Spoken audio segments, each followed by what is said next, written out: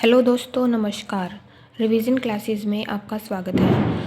आज हम अपने पॉलिटी के एक इम्पोर्टेंट टॉपिक जिसमें हम अपने संविधान के जो 22 भाग हैं उनके बारे में और जो संविधान के अनुच्छेद हैं 1 से 395 तक उन सब के बारे में देखने वाले हैं कि कौन सा हमारे एग्ज़ाम पॉइंट ऑफ व्यू से इम्पोर्टेंट है और कौन से इम्पोर्टेंट नहीं है। आप एक बार ये भी देख लोगे कि कौन से भाग में कौन से अनुच्छेद और किससे रिलेटेड कौन सा अनुच्छेद है। भाग 1 संविधान का भाग 1 जो है संघ और उसके क्षेत्र के बारे में है। ये हम चारों जो है ये सारे अनुच्छेद हम हमारे संविधान के हमने जो चैप्टर नंबर 5 पढ़ा है उसका जो भाग 1 है उसमें हम ये चारों जो है आर्टिकल्स के बारे में अच्छे से पढ़ चुके हैं। भाग 2 में आते हैं नागरिकता से संबंधित। नागरिकता से संबंधित जो है वो 5 से 11 तक के अनुच्छेद हैं, जिसमें कौन भारत का नागरिक होगा और कौन भारत का नागरिक नहीं होगा, किसको कौन से अधिकार प्राप्त होंगे, किसको नहीं होंगे, ये सब बातें इसमें लिखी गई हैं। तीसरे भाग में आते हैं हमारे मूल अधिकार। मूल अधिकार जो है हमारे वैसे तो 14 से स्टार्ट होते हैं, लेकिन जो मूल अधिकारों को प्राप्त करने की जो गारंटी मिलती है वो हमें अनुच्छेद 12 और अनुच्छेद 13 से मिलती है। और जो हमारे अनुच्छेद 13 है उसमें जो है संसद को शक्ति प्राप्त होती है कि किसी भी मूल अधिकार के जो उनको संसद कम करने का काम करती है, या हमारी जो कार्यपालिका है जो अगर हमारे अधिकारों को कम करने की कोशिश करती है तो सुप्रीम कोर्ट उसको अनुच्छेद 13 के तहत जो है उस ऐसे कानूनों को हटा सकता है। फिर अनुच्छेद 14 से लेके 35 तक जो है हमारे मूल अधिकार दिए गए हैं। ये यहाँ से लेके यहाँ तक ये सारे हमारे मूल अधिकार हैं। भाग 4 में जो है राज्य के नीति निर्देशक तत्व के बारे में दिया गया है। 36, 37 यहाँ से मेनली 38 से स्टार्ट होते हैं ये और 51 तक हैं, लेकिन जो भाग 4 में ये 2 वाले अनुच्छेद जो हमारा अनुच्छेद 12 और 13 है सेम वैसे ही हैं। यहाँ से ये अनुच्छेद 51 तक हो गए। और फिर मूल कर्तव्य जो हमारे भाग 4A में दिए गए हैं 51 का इसका एकमात्र जो है अनुच्छेद है, जिसमें हमारे पहले 10 मूल कर्तव्य थे और आज जो है वो 11 मूल कर्तव्य हैं। ये संविधान संशोधन जो 42वां हुआ था उसके तहत जो है ऐड किया गया था स्वर्ण सिंह समिति की सिफारिशों के आधार पर। भाग 5 में 52 से 151 तक के अनुच्छेद हैं जो राष्ट्रपति और उपराष्ट्रपति और जो हमारी संघ की कार्यपालिका है, संघ की कार्यपालिका 52 से 78 तक के अनुच्छेद में बताई गई है।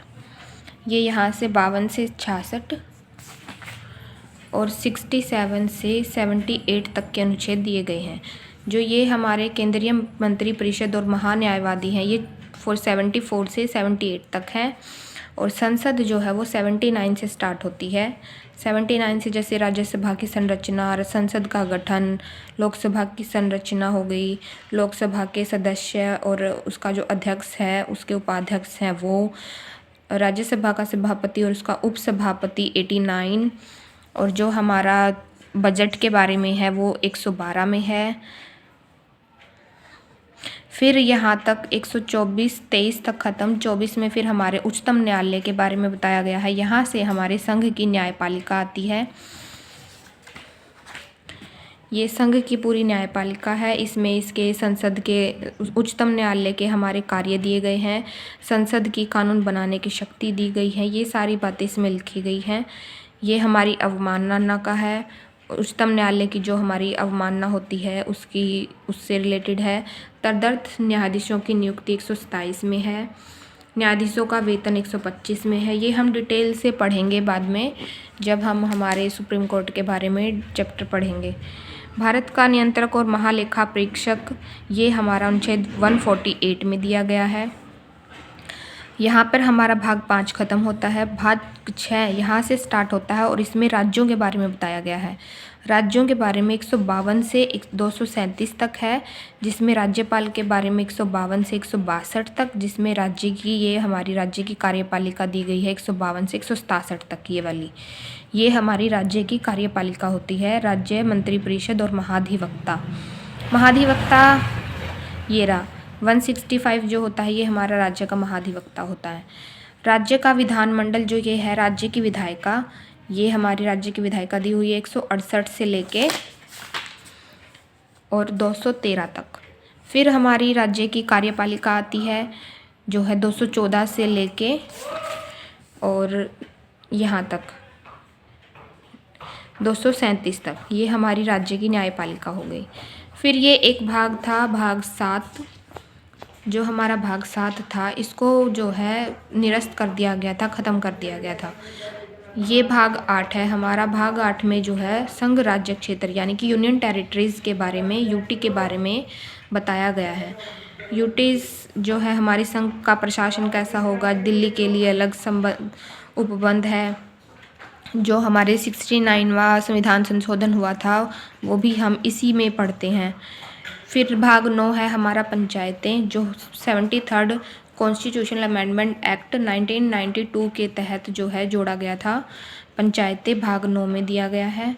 भाग 9A में जो है नगर पालिकाओं के बारे में, जो 74 कॉन्स्टिट्यूशन अमेंडमेंट एक्ट 1992 के तहत जोड़ा गया था। 9B भाग 9B जो है हमारा वो सहकारी समितियों से रिलेटेड है और ये 97th कॉन्स्टिट्यूशन अमेंडमेंट एक्ट 2011 के तहत जो है जोड़ा गया था। भाग 10 में अनुसूचित जाति और जनजाति वाला क्षेत्र आता है। भाग 11 में संघ और राज्यों के बीच में जो विधायी संबंध है उनसे रिलेटेड है। फिर प्रशासनिक संबंध है इसमें, इसी भाग 11 में आते हैं ये प्रशासनिक संबंध, विधायी संबंध और ये प्रशासनिक संबंध। फिर अनुच्छेद जो हमारा 264 है इससे स्टार्ट होकर भाग 12 स्टार्ट होता है और भारत के जो वित्तीय संबंध हैं राज्य के और केंद्र के, उनके बारे में लिखा गया है। इसी में 280 एक आर्टिकल आता है जो हमारा वित्त आयोग से संबंधित है। ये बहुत इम्पोर्टेंट है, इसको ध्यान रखना। फिर सरकार के अधिकार और दायित्व भी इसी में आते हैं और ये एक अधिकार है संपत्ति का अधिकार। 300 क में संपत्ति के अधिकार में बताया गया है, जो हमारा एक संवैधानिक अधिकार है। भाग 13 में भारत के राज्य क्षेत्र के भीतर व्यापार, वाणिज्य और समागम के बारे में है।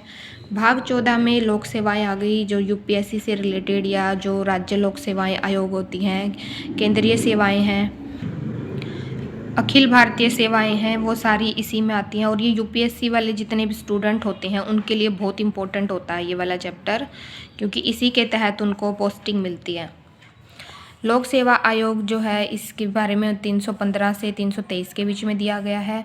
फिर आता है 14A अधिकरण ये होता है ट्राइब्यूनल जो हमारे बनाए होते हैं। ये 42 कॉन्स्टिट्यूशनल अमेंडमेंट एक्ट 1976 के तहत जो जोड़ा गया था। 14A जो भाग है ये वाला।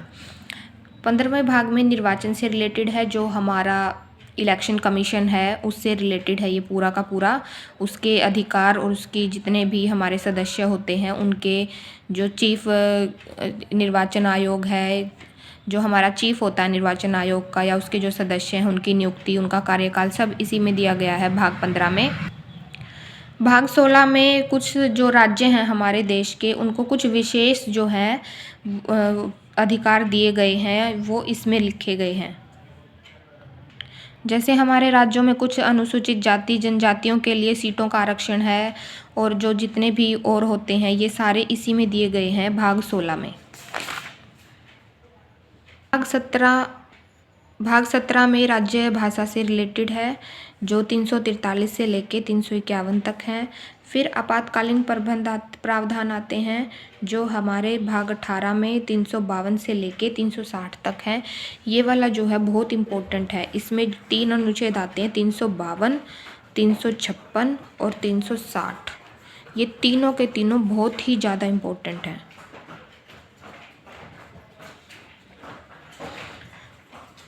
भाग 19 में विविध प्रावधान आते हैं 361 से 367 तक। फिर भाग 20 में संविधान का संशोधन आता है। इसमें एक ही अनुच्छेद है 368। ये भी बहुत इम्पोर्टेंट है, ये हम पूरा भाग है हमारा एक, इसमें पढ़ेंगे चैप्टर में। भाग 21 में अस्थायी, संक्रमणकालीन और विशेष उपबंध है। जो जम्मू कश्मीर का 370 के तहत जो ये उपबंध था, विशेष दर्जा दिया गया था, जिसको ख़त्म कर दिया 2019 में और उसको एक केंद्र शासित प्रदेश बना दिया गया। यही वाला जो है आर्टिकल जो है हमारे संविधान से केंद्र सरकार ने कम किया है अधिकार। इसी के तहत हमारे और भी जो है जैसे महाराष्ट्र, गुजरात, नागालैंड, असम, मणिपुर, आंध्र प्रदेश, इन सबको भी कुछ विशेष उपबंध, इन विशेष उपबंधों में विशेष अधिकार दिए गए हैं। ये वाला इम्पोर्टेंट होता है एग्ज़ाम से रिलेटेड, क्योंकि मेनली आर्टिकल पूछ लेता है वो कौन से आर्टिकल में किस राज्य को विशेष अधिकार दिया गया है। ये इम्पोर्टेंट है, ये हम देखेंगे आगे। और फिर आता है हमारा भाग 22, जिसमें हमारे संविधान का नाम और इसके लागू 393 से 395 तक जो है वो दिया गया है। Thank you.